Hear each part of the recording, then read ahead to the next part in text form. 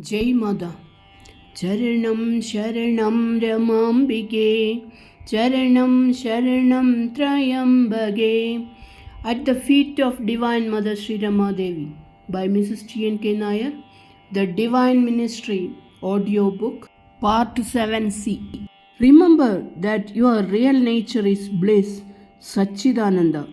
Holding into the unreal, a prey to worldly desires, this clinging identification to the body has become your nature.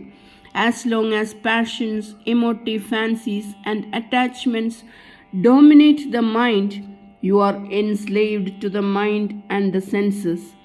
Then the intensity of pure God love cannot blaze up in your hearts. Do you not want to recognize the supreme reality behind this manifested phenomena? Do you only want to be the actor who is so caught up in his stage persona, in the world of makeup and make believe, that he cannot relate to reality at all? Do you not want to expand your horizons of spiritual knowledge? Desire is deep rooted in vasana, the piled up impressions of innumerable past lives embedded in the chitta. Enthroned on the ego, desire is king, compelling jiva to untrammeled pursuit of sense enjoyments. Desire is the womb of delusions, but trying to fight desires is a waste of energy. Instead, direct desire Godward for God realization. Convert the strength of desire to your advantage and press forward towards God. That is the secret weapon with which to fight and conquer desire. Become worthy of Guru's grace through surrender and receptivity to the truths taught. There should be ceaseless activity in the duties of life, yet serene detachment should be in you. It is then that you gain the knack to do work as worship. Then will there be humility in boldness and in strength, gentleness. Qualities such as love and understanding will spontaneously rise to the surface. Always beware of egoistic waves which rise up behind every action and accomplishment. To rise beyond the ego, you have to be aware of it first, for it is a subtle and persistent force. Go forward with faith and the courage that in your spiritual path, Mother's boundless grace is ever there. Numberless souls have to come forward in the coming generation, endowed with powers of truth and dharmanishta, to inundate the motherland with the uplifting forces of spiritual knowledge. The remembrance of her sayings come in nostalgic waves. It could have been just yesterday, for her words still resound in the heart with startling clarity. Many times, Mother told us, it is not just individual salvation that you have to seek. Pray for the well being of humanity as a whole.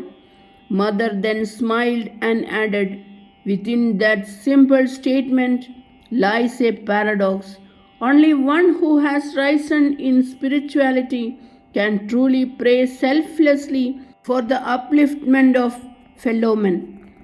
Yet this selflessness is a quality that a sadhaka striving in spirituality should aim for. Thus the two, personal salvation and that of society at large, are linked. It is only when a life steeped in dharma prays with a surrendered heart for dharma to prevail around him that dharma can blossom spontaneously as a blessing to the world. The wonderful confluence of Mother's divine attributes, intermingled with the perfection of her humanism, held us enraptured many a time. When avatars of God come, they alone for the sins of humanity, and thus gates of salvation are opened for aspiring souls.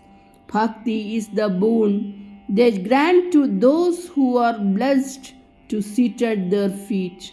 The days of felicity flew on the wings of time. Then it so happened that we had to go away for a couple of days to Trivandrum for our niece's wedding.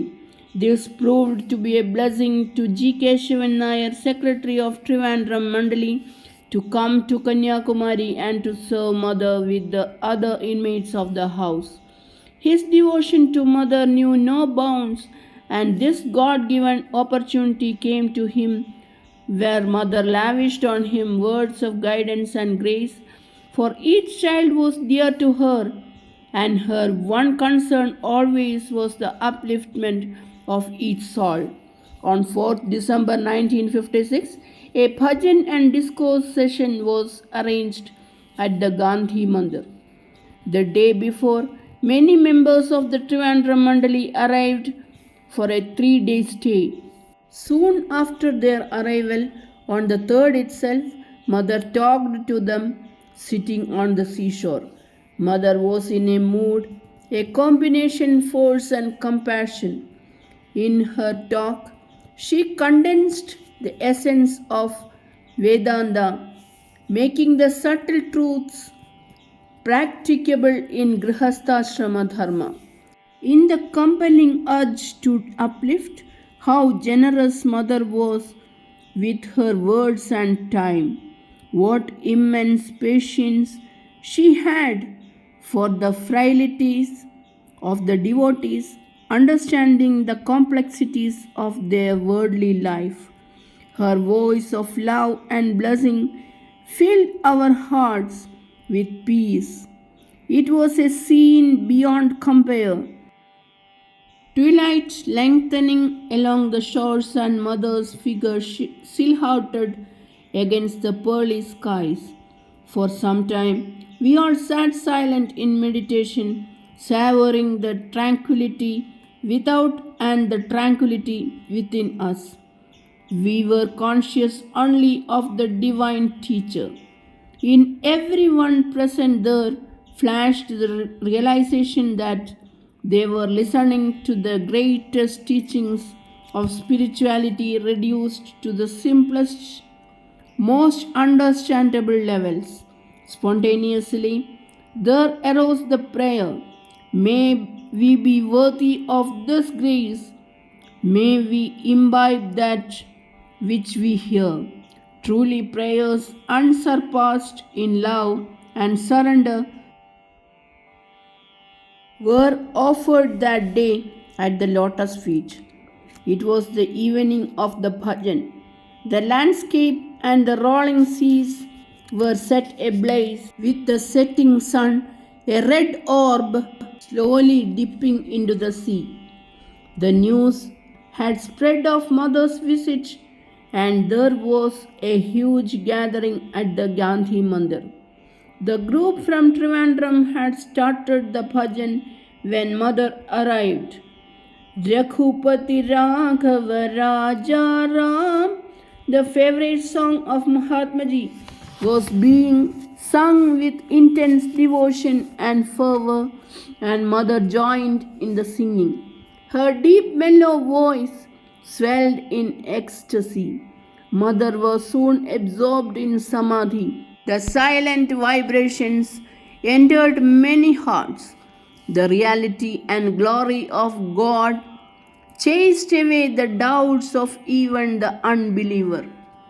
Near the shrine of Mahatma Ji, Mother stood still as a golden statue in the bhava of Devi, majestic and radiant, blessing humanity. Ever dear to Mother's heart were the virtues of renunciation, truth, and dharma as exemplified by Bapuji. Coming down to the relative plane, blessings and tribute poured from Mother to the great son of India, praising his life of sacrifice for the freedom of Bharat. Both her hands were held out in blessing.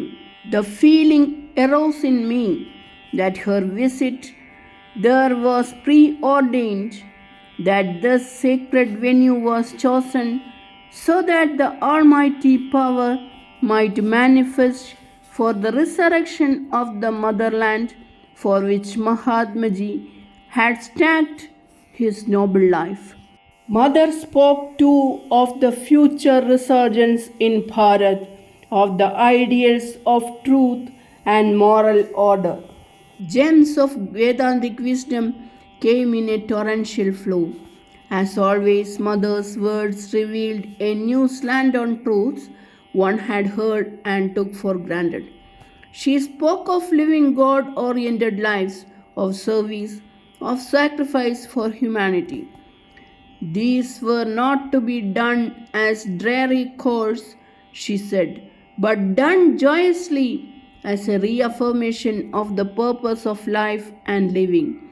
In spirituality, there should be a never ending process of discovering the beauty of the Creator and creation. As we sat listening to Mother, there was this almost tangible feeling of being encircled in the aura of her benediction. Charanam Sharanam Ramambige, Charanam Sharanam Trayambage, Charanam Sharanam Ramambige, Charanam Sharanam Trayambage, Charanam Sharanam Ramambige, Charanam Sharanam Trayambage. Jai Mother.